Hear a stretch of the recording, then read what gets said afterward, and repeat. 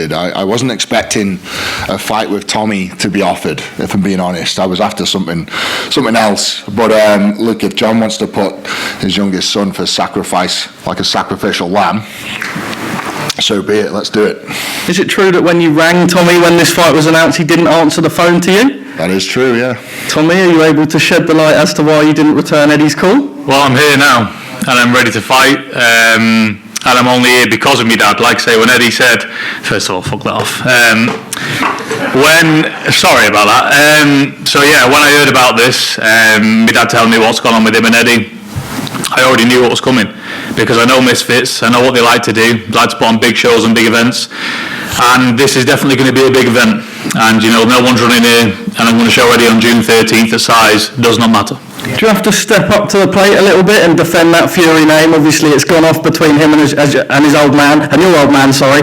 What's the conversation been like between you and Big John Fury? Listen, all I'm going to say is my dad did 12 years in jail for protecting the family name.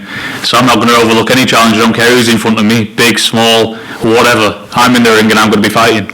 So that's that. Eddie, John Fury isn't here today. We're hearing illness is the reason. Are you as convinced on hearing that? No, I'm not. You know, John Fury's a big bully of a man. He's used to headbutting midgets and slapping doors and whatever. And when he comes up against someone his own size, he pusses out. So we'll see on fight week. That's why he's not here. We'll see on fight week when he's here. Where's your dad? He'll be here on fight week. Okay, he's not here today. Live in the flesh. All right.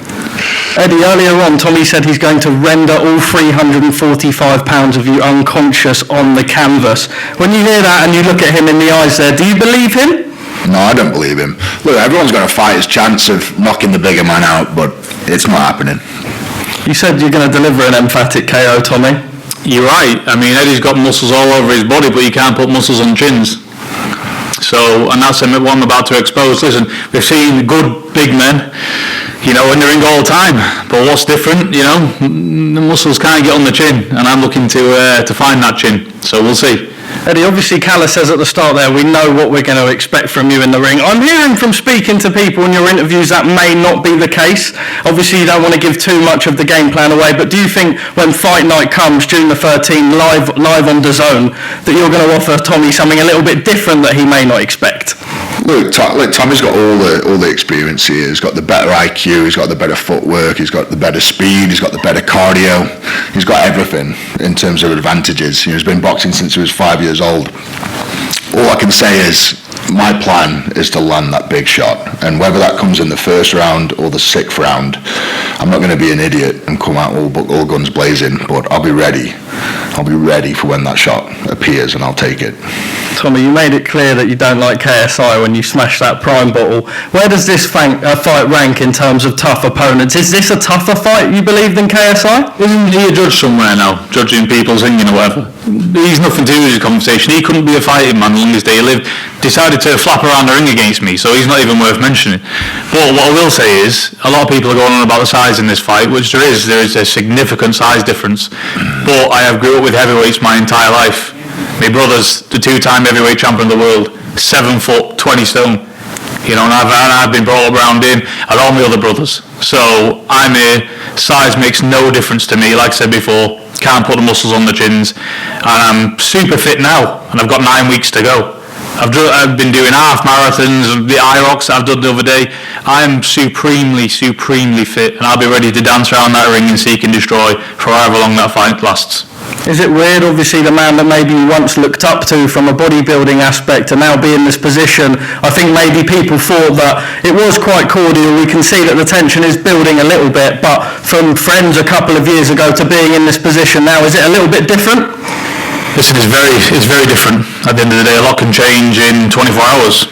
You know, me and Eddie, we've done YouTube videos together, we got on like House on the Fire, but there's just some things that you can't overlook. You know, I know my dad, he's got high tempers 99% of the time, I agree with that, but that's one thing you can't let slip. You can't talk to my dad, you know, shout and scream at my dad and not have to pay for it. In the way we live, you've got to have a fight. Eddie, just your thoughts here on that? Yeah, well, just where the fuck's your dad? You know, he stirred the pot, and the pussy hasn't come today. He'll be here on fight week. I was just looking forward to a good row with John. I would keep talking because he's watching all this, and believe you now, on fight week, you're going to wish you never wanted to say any of that. Okay. I'm being genuinely serious. One thing about my dad, when you're face to face, it's a different story. We'll see. It's amazing what a 61-year-old man can do, isn't it? Oh, he should be in a nursing home, but he said he's giving everyone a fight. When the contract comes, obviously you're happy to fight Tommy Fury, but you were expecting something a little bit different. Why did you take it so soon? It's something that you're not used to. Obviously, we've seen you in the ring before, we've seen you do MMA before, but why so sure with Tommy's experience under those bright lights that you'd have his number? I think, like, getting fights for myself has been pretty tough. You know, finding opponents that fit the narrative is very hard. Of course, there's thousands of people out there that will put their hand up and want to fight me. Of course there is.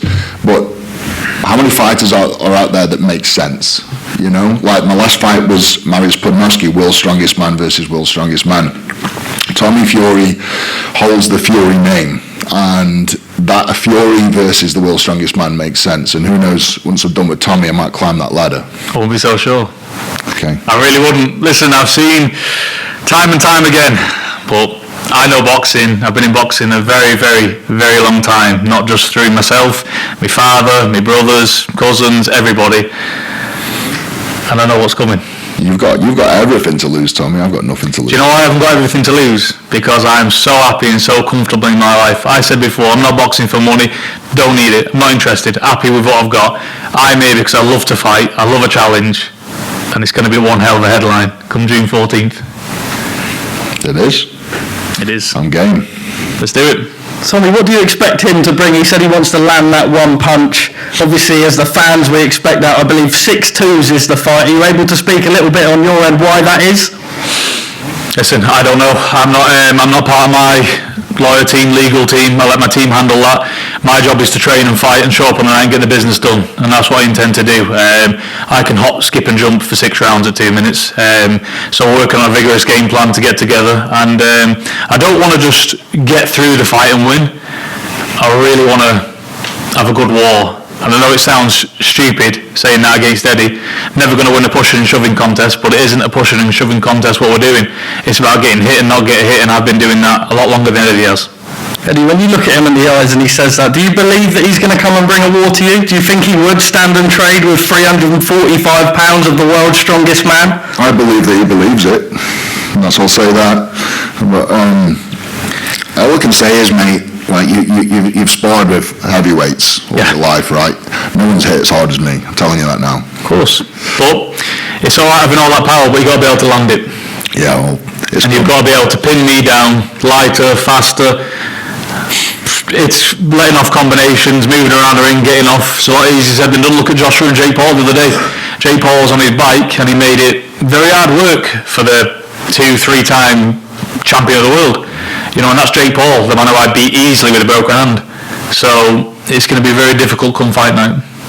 Do you worry, given some of the instances of John Fury in the past on Fight Week, the cage that we saw on that historic Prime card, does Fight Week concern you that you'll even get in the ring come fight night? I don't think John will jeopardise anything come to that fight, but look, if John, once it's all said and done, if John wants to go out on the street and have this out, I'm more than game.